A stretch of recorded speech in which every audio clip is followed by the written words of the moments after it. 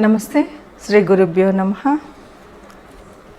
ఆదిత్యాయ చ సోమాయ మంగళాయ బుధాయ గురు శుక్ర శనిభ్యే రాహవే కేతవే నమః. 2024లో రాహు కేతువుల ప్రభావం ద్వాదశ రాశులపై ఎలా ఉంటుందో చూద్దాం. మన రాహుకేతువుల ప్రభావం మూలంగా ఉద్యోగంలో కానీ, వ్యాపారంలో కానీ, సంతానంలో కానీ, ఏ వ్యవహారంలో అయినా సరే ఈ ఇద్దరు ఇప్పుడున్నటువంటి స్థితిలో, అంటే మేషంలో రాహు, కన్యలో కేతువు ఉన్నాడు.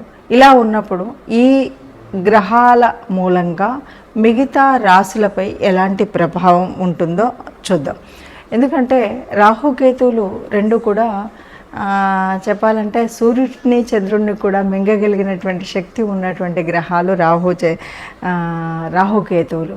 అంతేకాదు ఇవి ఏ స్థానంలో ఉన్నాయో, ఏ గ్రహాలతో కలిసి ఉన్నాయో వాటి శక్తిని వాటిలాగా ఇవి ప్రభావం చూపేటువంటి స్థితి కూడా మనకు కనిపిస్తుంది.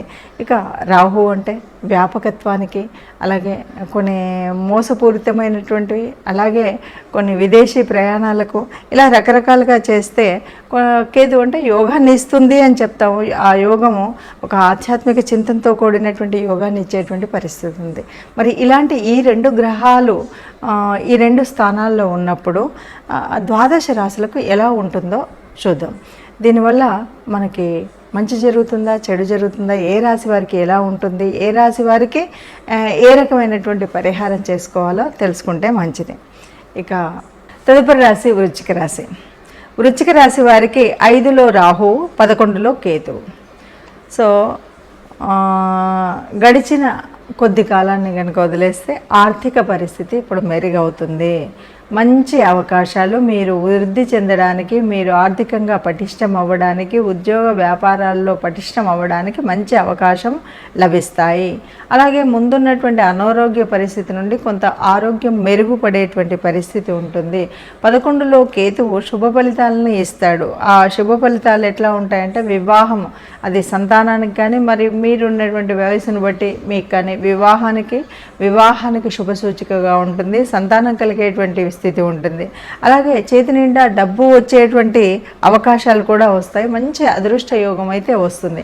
కానీ ఇక్కడ ఒకే ఒక్క విషయం చెప్పాలి, బాగా ఉన్నదాన్ని ఇంకెంతో 10 ఇంతలు చేయాలి అనేటువంటి అత్యధికమైనటువంటి ఆశకు పోకుండా మనం ఉన్నదాన్ని ఎలా వృద్ధి చేసుకోవాలి అనేటువంటి ఒక పటిష్టమైన నిర్దిష్టమైనటువంటి ఆలోచనతో నెమ్మదిగా దాన్ని పెట్టుబడులు పెడుతూ జాగ్రత్తగా చేసుకున్నట్టయితే చక్కటి లాభదాయకమైనటువంటి వ్యవస్థలో మీరు నిలబడగలుగుతారు. అలా కాకుండా ఆశకు పోతే నష్టపోయేటువంటి ప్రమాదం కూడా ఉంది. కాబట్టి మోసపూరితమైనటువంటి వ్యాపారాలు చేయొద్దు, మోసపూరితమైనటువంటి వ్యవహారాల్లోకి వెళ్ళకూడదు. నిజాయితీగా, స్పష్టంగా, సమయానుకూలంగా చేసినట్టయితే చక్కగా ఉన్నతి పొందేటువంటి పరిస్థితి మనకు రాహుకేతుల వల్ల కలిగేటువంటి అవకాశం వృశ్చిక రాశి వారికి ఉందని చెప్పచ్చు. రాహుకేతువులు మేషంలో రాహు ఉండి కేతువు కన్యలో ఉన్నప్పుడు ఈ జనవరి 2024 నుండి డిసెంబర్ 31, 2024 వరకు ఈ రాసుల్లో రాహుకేతు ఉన్నప్పుడు మిగతా రాసుల వారికి ఎలా ఉంటుందో తెలుసుకునే ప్రయత్నం చేద్దాం. రాహు కేతువులు ఈ రెండు గ్రహాల మూలంగా మనకు కొంచెం ఇబ్బంది కలిగించేటువంటివని, రాహుకేతువుల మధ్యలో గనక గ్రహాలను ఉంటే మనకు సర్పదోషం ఉందని ఇలాంటివన్నీ మనం వింటూ ఉంటాం. అసలు వీటి వల్ల అంటే ఇబ్బందులు అయితే కలుగుతాయని మనకందరికీ తెలిసినటువంటి విషయమే. కానీ ఇలా ఒకవేళ ఈ రాహుకేతువుల వల్ల యోగాన్ని కూడా ఇచ్చేటువంటి పరిస్థితి ఉంది కొన్ని రాశులకు.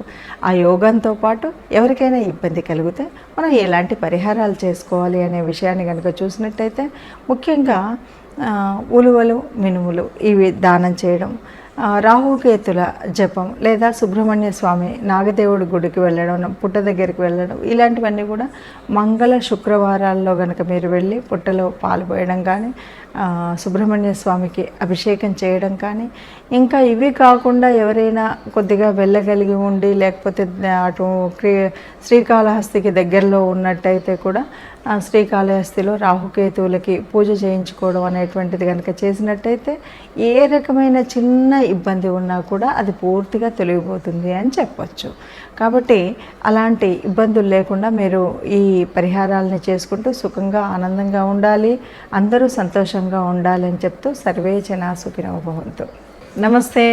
శ్రీ గురుభ్యో నమః. శ్రీమాత్రే నమః. ఉత్తరాయణంలోకి అడుగు పెట్టేటువంటి సమయం వచ్చింది. సంక్రాంతి, మకర సంక్రాంతి పండగ చేసుకునేటువంటి కాలం వచ్చింది. పుష్యమాసం. మనం పండగలన్నీ కూడా చాంద్రమాన ప్రకారంగా చేసుకునేటువంటిది భారతీయ సనాతన సంస్కృతి. కానీ కాలాన్ని గణించేటువంటి సూర్య గమనం మీద సౌరమానం ప్రకారంగా చేసుకునేటువంటి పండగ మనకి సంక్రాంతి పండగ. అంటే రవి ఒక్కొక్క నెలకి ఒక్కొక్క రాశి చొప్పున మారుతూ ఉంటాడు. అలా మారుతూ ఉన్నప్పుడు కర్కాటకంలోకి వచ్చినప్పుడు కర్కాటక సంక్రమణలో మనకు దక్షిణాయనం ప్రారంభమవుతుంది. మకర సంక్రాంతి అంటే మకరంలోకి రవి ప్రవేశించినప్పుడు మకర సంక్రాంతి వస్తుంది. ఇక్కడ నుండి ఉత్తరాయణ కాలం ప్రారంభమవుతుంది అని చెప్పచ్చు. మరి అలాంటి విశిష్టమైనటువంటి సమయంలో జరుపుకునేటువంటి పండగ సంక్రాంతి పండగ. ఈ సంక్రాంతి పండగ ముఖ్యంగా తెలుగునాట అతి గొప్పగా చేసుకునేటువంటి పెద్ద పండగగా చెప్తారు. ఎందుకంటే ఆబాల గోపాలం ఆనందంతో చేసుకునేటువంటి పండగ. వ్యావసాయిక కుటుంబీకులు ఉండేటువంటి ఈ దేశంలో వ్యవసాయ పండగగా చెప్పుకునేటువంటి పండగ సంక్రాంతి పండగ. ఎందుకంటే బాగా చేతికి పంట వచ్చేటువంటి కాలం. ఈ పంటకు వచ్చేటువంటి కాలంలో దాతృత్వాన్ని రైతు చూపెడతాడు. వారి చుట్టూ ఆధారపడేటువంటి వారికి అందరికీ కూడా ధాన్యాన్ని పంచేటువంటి పండగ. అందుకే ఈ పండగలో చాలా వరకు మీరు గంగిరెద్దుల వాళ్ళు, బుడుబుక్కల వాళ్ళు కనిపించేటువంటి ఎక్కువగా కనిపిస్తూ ఉంటుంది. జియర్ స్వాములు వీళ్ళంతా కూడా హరిల రంగా హరి అంటూ ఆ హరినామ స్మరణ చేస్తూ వీధుల్లో తిరుగుతూ ఈ వ్యవసాయదారులైనటువంటి ఈ కుటుంబీకుల మీద ఆధారపడేటువంటి పరిస్థితి కనిపిస్తుంది. అయితే సంక్రాంతి పండుగని చాలా రకాలుగా చెప్పుకుంటూ ఉంటాం. ఇది పెద్ద పండుగ అని చెప్తూ ఉంటాం. ముఖ్యంగా తెలుగు రాష్ట్రాల్లో తెలుగు వారికి ఇది పెద్ద పండగ. కొత్తగా పెళ్ళిళ్ళు అయినటువంటి తమ కూతుర్లను ఇంటికి తీసుకొచ్చేటువంటి పండగ, కొత్త బట్టలు పెట్టుకునేటువంటి పండగ. అంతేకాదు మన పెద్దలు ఎవరైతే ఉన్నారో ఇప్పటికే ఆ దేవతల్లో కలిసినటువంటి మన పూర్వీకులు ఎవరైతే ఉన్నారో వారందరినీ కూడా తలుచుకొని వారిని స్మరించి వారికి దండం పెడుతూ వారికి ఈరోజు పూజ చేసేటువంటిది. అంటే వారి పేరు చెప్పి బట్టలు పెట్టి చక్కగా మనం వండినటువంటి వంటకాలన్నీ అక్కడ పెట్టి ఆ పెద్దలను ఒకసారి స్మరించుకోవడం అనేటువంటిది ఉంటుంది. వీటిని సరే వారి వారి స్థితిగతులను బట్టి బీదవారికి ఇచ్చేవాళ్ళు ఇస్తారు, లేదా వారే కట్టుకుంటారు, అది వేరే సంగతి. మొత్తానికి పెద్దలను తెలిచేటువంటి పండగ ఈ పండగ.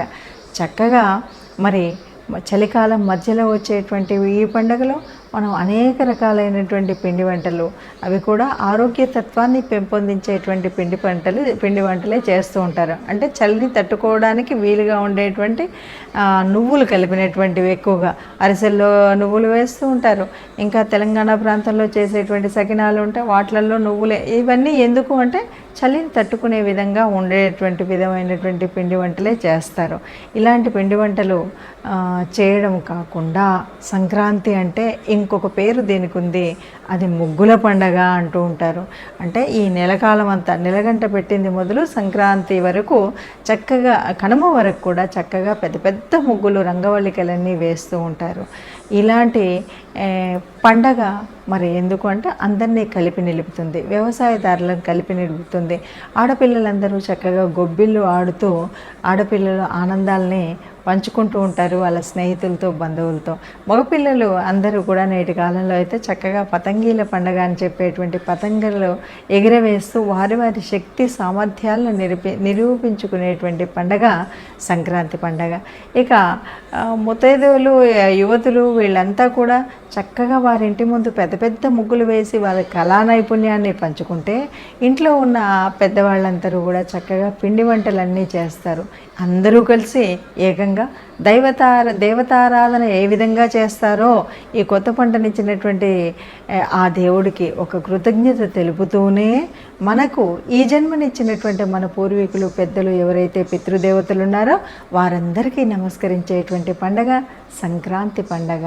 గొప్ప సూర్యగమనాన్ని బట్టి ఉత్తరాయణ కాలంలో వచ్చేటువంటి ఈ కాలంలో మనకి చాలా రకాలైన కథలు వినిపిస్తూ ఉంటాయి మన చరిత్రలో. అట్లాగే భీష్ముడు ఉత్తరాయణ కాలం వచ్చే వరకు అంపశయ్య మీద ఉండి కానీ తర్వాత స్వర్గస్థులైనటువంటి స్థితి మనకు కనిపిస్తూ ఉంటుంది.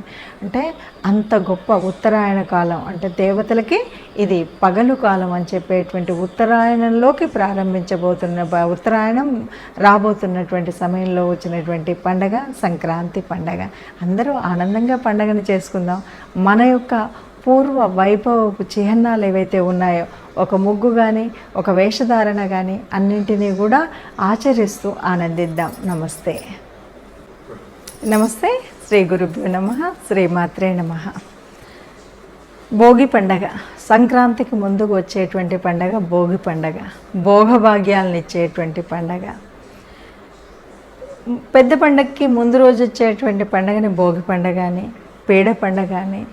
ఈ భోగి పండగ రోజు మనం ఏం చేస్తూ ఉంటామంటే ఉదయాన్నే భోగి మంటలు వేయడం అనేటువంటిది ప్రాచీన సనాతన కాలం నుండి వస్తున్నటువంటి ఒక సంప్రదాయం.